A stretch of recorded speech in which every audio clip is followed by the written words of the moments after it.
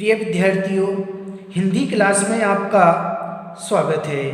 आज हम आपकी पाठ्य पुस्तक सारांश का पहला पाठ चिरमहान, आज हम इस पाठ से संबंधित इस प्रश्न पत्र को हल करेंगे।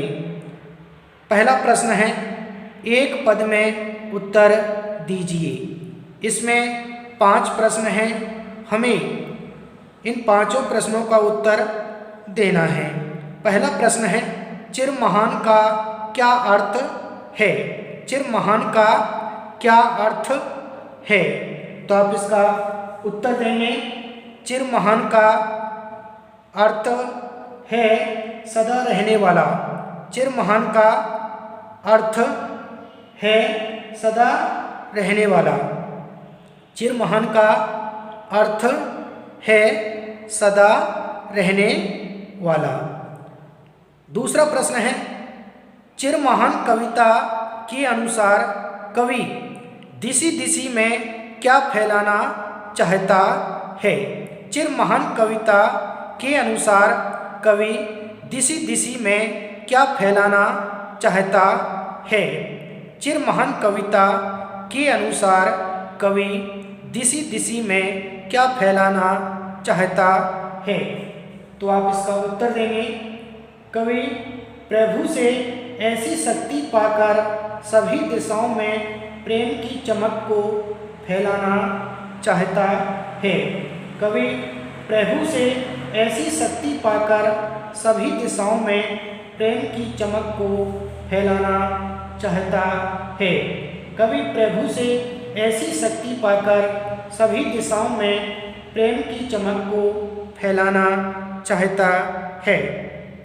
तीसरा प्रश्न है, चिरमहान कविता के अनुसार कवि कौन सा भाव उत्पन्न करना चाहता है? चिरमहान कविता के अनुसार कवि कौन सा भाव उत्पन्न करना चाहता है? चिरमहान कविता के अनुसार चिरमहान कविता के अनुसार कवि कौन सा भाव उत्पन्न करना चाहता है? तो आप इसका उत्तर देंगे। कवि चिरमहान कविता के अनुसार ये भाव उत्पन्न करना चाहता है कि वह सौंदर्य से परिपूर्ण हो तथा जिसके प्राणों में सत्य भरा हो। इससे सभी मनुष्यों के हित समान हो, अर्थात सभी का भला हो।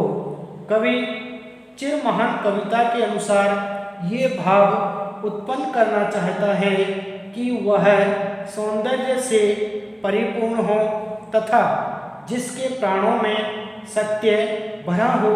इससे सभी मनुष्यों के हित समान हो, अर्थात सभी का भला हो। कवि चिरमहान कविता के अनुसार ये भाव उत्पन्न करना चाहता है कि वह सौंदर्य से परिपूर्ण हो तथा जिसके प्राणों में सत्य भरा हो। इससे सभी मनुष्यों के हित समान हो, अर्थात सभी का भला हो। चौथा प्रश्न है, कवि पशु से क्या पाना चाहता है? चिरमहान कविता के आधार पर बताइए। कवि पशु से क्या पाना चाहता है? चिरमहान कविता के आधार पर बताइए। तो आप इसका उत्तर देंगे। कवि पशु से यह पाना चाहते हैं कि जिस प्रकार पशु स्वयं के लिए नहीं वरन दूसरों के हित के लिए काम आता है और उसके अंदर जो सत्य छुपा है वह उसी पर आजीवन चलता है, उसी प्रकार मानव को भी पशु की तरह परोपकारी और सत्य पर चलना चाहिए। कवि पशु से यह पाना चाहते हैं कि जिस प्रकार पशु स्वयं के लिए नहीं वरन दूसरों के हित के लिए काम आता है और उसके अंदर जो सत्य छुपा है वह उसी पर आजीवन चलता है, उसी प्रकार मानव को भी पशु की तरह परोपकारी और सत्य पर चलना चाहिए। पांचवा प्रश्न है, विश्व में कवि क्या लाना चाहता है? चिर महान कविता के आधार पर बताइए। विश्व में कवि क्या लाना चाहता है? चिर महान कविता के आधार पर बताइए। तो आप इसका उत्तर देंगे, कवि विश्व में नए जीवन का सवेरा लाना चाहता है, जिससे सभी लोगों के जीवन को खुशहाल बना सके। कवि विश्व में नए जीवन का सवेरा लाना चाहता है, जिससे सभी लोगों के जीवन को खुशहाल बना सके। कवि विश्व में नए जीवन का सवेरा लाना चाहता है, जिससे सभी लोगों के जीवन को खुशहाल बना सके। कवि विश्व में नए जीवन का सवेरा लाना चाहता है, जिससे सभी लोगों के जीवन को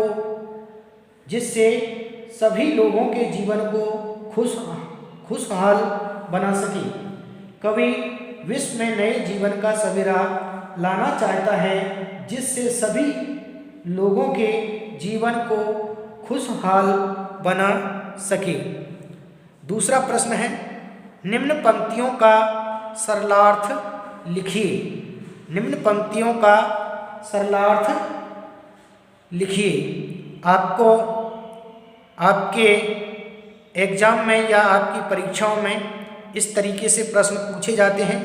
आपको कुछ पंक्तियां दे रखी होंगी और आपसे इन पंक्तियों का प्रसंग और व्याख्या पूछी जाएगी। तो इसका उत्तर पाने के लिए हम इन पंक्तियों को 2-3 बार अच्छे तरीके से पढ़ते हैं और पढ़ने के बाद हम इसका भावार्थ या इसका सरलार्थ समझते हैं, जब ही हम इसका प्रसंग और व्याख्या लिख पाते हैं। दिशि दिशि में प्रेम प्रभा प्रसार, हर भेद भाव का अंधकार, मैं खोल सकूं चिर मुदे नाथ, मानव उर के स्वर्ग द्वार। तो इस पद का या इन पंक्तियों का प्रसंग बनेगा। प्रस्तुत पंक्तियां कवि सुमित्रानंद पंत द्वारा रचित कविता चिर महान से ली गई हैं। प्रस्तुत पंक्तियां कवि सुमित्रानंदन पंत द्वारा रचित कविता चिर महान से ली गई हैं। प्रस्तुत पंक्तियां कवि सुमित्रानंदन पंत द्वारा रचित कविता चिर महान से ली गई हैं। तो ये तो हुआ इसका प्रसंग। अब हम पढ़ेंगे इसकी व्याख्या या इसका सरलार्थ। तो इसकी व्याख्या होगी, कवि प्रभु से शक्ति पाकर सभी दिशाओं में प्रेम की चमक को फैलाना चाहता है और सभी प्रकार के भेदभावों को मिटा देना चाहता है। जिन लोगों ने चिरकाल से अपने नेत्र मूंद रखे हैं या बंद कर रखे हैं, वह उन्हें खोल देना चाहता है। वह प्रत्येक मानव के हृदय में स्वर्ग का दरवाजा खोलना चाहता है। कवि प्रभु से शक्ति पाकर सभी दिशाओं में प्रेम की चमक को फैलाना चाहता है और सभी प्रकार के भेदभावों को मिटा देना चाहता है। जिन लोगों ने चिरकाल से अपने नेत्र मूंद रखे हैं, वह उन्हें खोल देना चाहता है। वह प्रत्येक मानव के हृदय में स्वर्ग का दरवाजा खोलना चाहता है। तीसरा प्रश्न है, निम्न शब्दों के अर्थ लिखकर वाक्य बनाइए। आपको यहाँ पर इस तरीके से शब्द दिए जा रहे हैं, जैसे मानव हित। सबसे पहले हमें मानव हित ये शब्द है, इसका हमें अर्थ लिखना है। जैसे मानव हित का अर्थ होता है मानव कल्याण या मानव का कल्याण। अब हमें एक वाक्य बनाने को बोला गया है कि इसका अर्थ लिखकर वाक्य बनाइए। तो इसका अर्थ तो हमने लिख दिया मानव हित का अर्थ होता है मानव कल्याण। और वाक्य बनेगा मैं मानव हित की बात कर रहा हूँ। तो हम जो वाक्य बनाते हैं उसमें इस शब्द को हमें लिखना होता है, जब ही ये सही माना जाता है। तो मानव कल्याण, मानव हित का अर्थ होता है मानव कल्याण। और इस शब्द का प्रयोग करके हमने ये वाक्य बनाया है मैं मानव हित की बात कर रहा हूँ। इसी तरीके से दूसरा शब्द है संशय। संशय का अर्थ होता है संदेह, संदेह। अब हमने यहाँ पर वाक्य बनाया है संशय शब्द को प्रयोग या उपयोग में लेके। तो संशय का अर्थ क्या होता है? संदेह। अब इसका प्रयोग करके हमने यहाँ पर वाक्य बनाया है हर बात में संशय मत करो। क्या वाक्य है? हर बात में संशय मत करो। तो इस तरीके से हमें इन शब्दों के अर्थ लिखना है और इनके हमें एक एक वाक्य यहाँ पर बनाना है। तो मानव हित और संशय इन दोनों शब्दों का मैं अर्थ लिख दिया है या मैं लिख चुका हूँ और इनके मैं वाक्य भी बना दिए गए हैं। अब आपको उर, नव और विहान इनके मैंने अर्थ लिख दिए हैं। आप इन तीनों शब्दों के एक एक वाक्य अपनी उत्तर पुस्तिका में बनाएंगे। इसके बाद यहाँ पर चौथा प्रश्न है चिरमहन कविता का प्रतिपाद्य अपने शब्दों में लिखिए। चिरमहन कविता का प्रतिपाद्य या प्रतिपाद्य अपने शब्दों में लिखिए। चिरमहन कविता का प्रतिपाद्य अपने शब्दों में लिखिए। तो आप इसका प्रतिपाद्य लिखेंगे। चिरमहन कविता का प्रतिपाद्य अपने शब्दों में लिखिए। तो आप इसका उत्तर देंगे।